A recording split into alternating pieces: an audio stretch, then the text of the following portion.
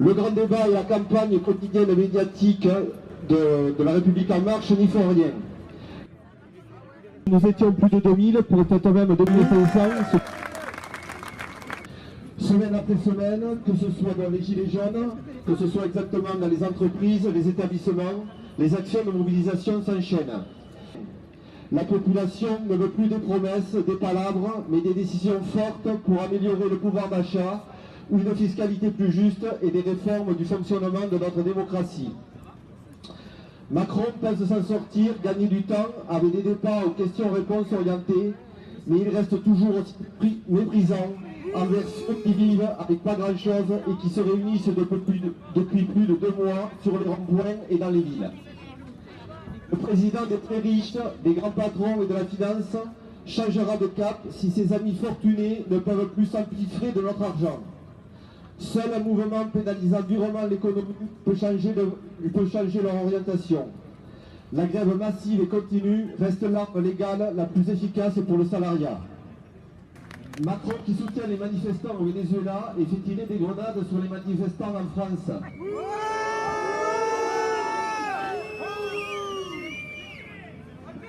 Le bilan humain de ces 2 mois et demi de lutte est scandaleux et épouvantable. Des milliers de blessés et mutilés. Les coups pleuvent sans distinction sur les manifestants et les casseurs. Le gouvernement rend les manifestations dangereuses pour nous dissuader de manifester.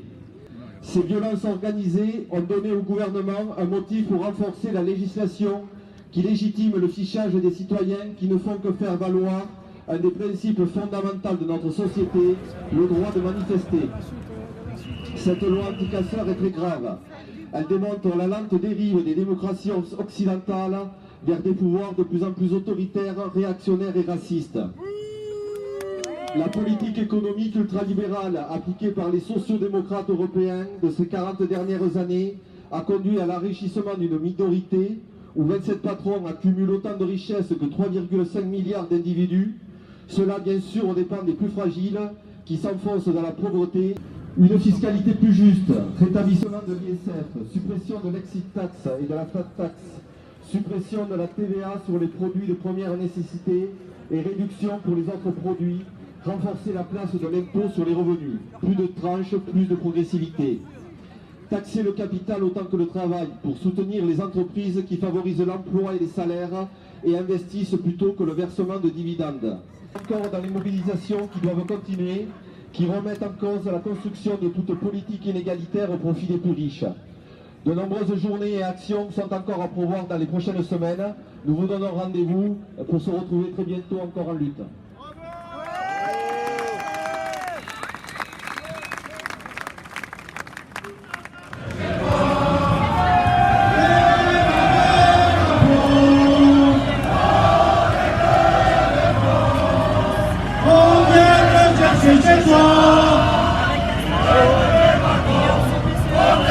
Les politiques éducatives sont fixées par la stratégie européenne de Bologne et de Lisbonne, qui programme dans tous les pays la mise en place d'une éducation entièrement tournée vers la satisfaction des besoins patronaux en main-d'œuvre corvéable et soumise, vers la promotion du privé en concordance bien sûr avec les exigences autoritaires.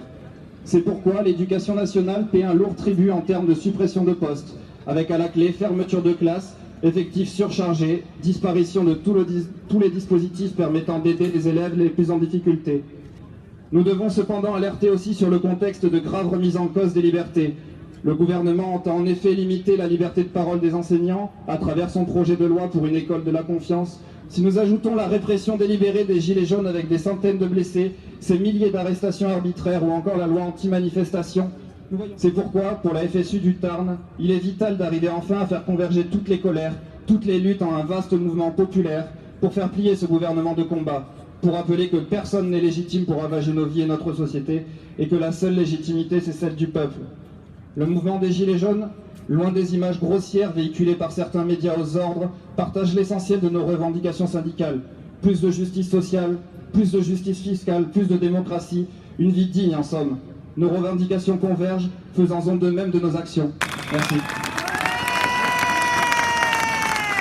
De la culture et de la formation professionnelle Force ouvrière a décidé de participer aujourd'hui à la grève et à cette manifestation. nous considérons que le moment est venu de nous unir tous ensemble.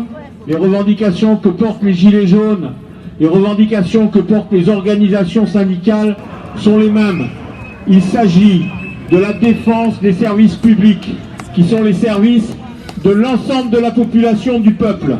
Il s'agit de pouvoir vivre décemment de son travail. Il s'agit d'augmenter les salaires.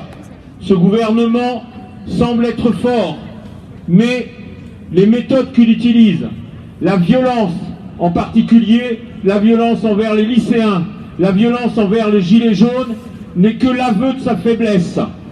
Le moment est venu, tous ensemble, d'y aller, de se mettre en grève, de bloquer l'économie et de faire reculer le gouvernement. Tous ensemble, nous le pouvons. Le jour où on interdit aux professeurs tout esprit critique, on empêche les nouvelles générations d'éveiller cet esprit critique et de mobilisation contre le gouvernement. On a besoin des parents, c'est un système, c'est l'ensemble des citoyens qui doivent se mobiliser pour défendre la liberté d'expression dans les lycées, dans la rue et dans les entreprises. J'ai entendu convergence des luttes, j'ai entendu continuité de la lutte. Nous sommes 3 enseignants dans une petite école de Gaillac, l'école Lantajou. Nous sommes en grève aujourd'hui avec nos ATSEM, l'école est fermée. Nous décidons de continuer le mouvement en grève reconductible demain. Nous lançons le mouvement et nous demandons à d'autres écoles de prendre le relais jeudi pour qu'il y ait tous les jours une école fermée dans le Tarn, voire ailleurs.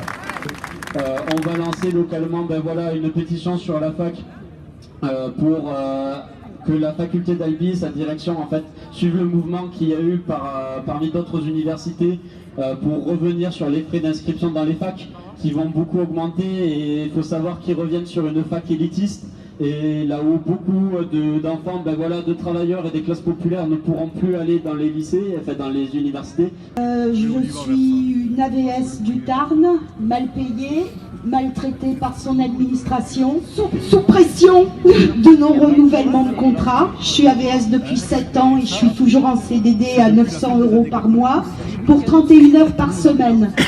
J'ai pas peur, j'ai rien à perdre, parce que ce qu'on me propose est tellement honteux par rapport au boulot que je fais, aux compétences que je peux avoir, que je me permets de vous demander à tous ceux qui pourront être là demain, de venir nous soutenir à 14 h devant l'inspection. Merci.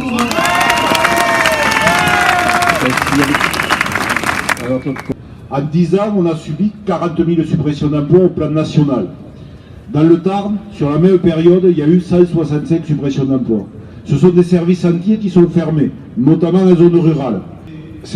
Les collègues se battent donc à la fois pour défendre le service public, pour préserver la structure qui permet de lutter au maximum contre la fraude fiscale. On est aussi pour la justice écologique, et que tous ensemble nous nous battons pour une planète propre, pour une planète qui permet à tous de vivre décemment et dans la bonne santé. Voilà, bonne lutte à chacun.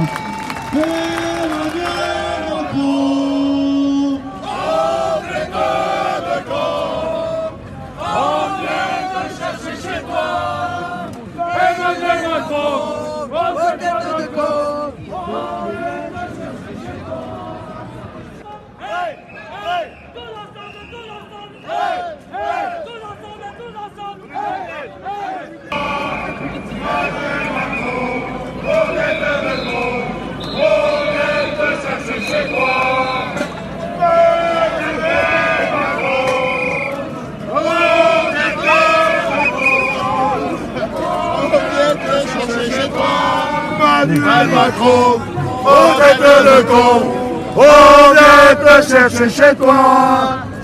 Tous ensemble, hey, hey, tous ensemble, hey, hey, tous ensemble, hey, hey, tous ensemble, hey, hey.